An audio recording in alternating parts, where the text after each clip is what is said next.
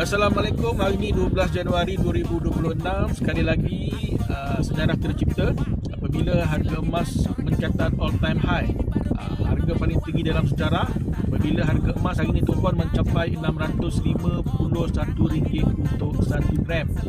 Sebab itu saya selalu pesan kepada semua penyimpan emas saya, jangan tunggu nak simpan emas ketika harga rendah. Sebab kita ni tak tahu bila lagi harga emas ni akan murah, melainkan masa tu dah pun berlalu. Satu lagi, jangan pernah rasa terlambat untuk kita mula simpan emas. Sebabnya harga emas ni ianya akan sentiasa naik. Ianya persoalan masa sahaja.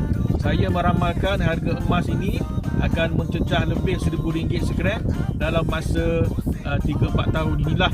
Kalau kata harga emas ni tuan-tuan konsisten naik sekurang-kurangnya 10% setahun. Sebab kita tahu bahawa purata kenaikan harga emas sepanjang 20 tahun yang lalu adalah 10% setahun. Jadi jangan buang masa lagi, simpanlah emas bermula hari ini.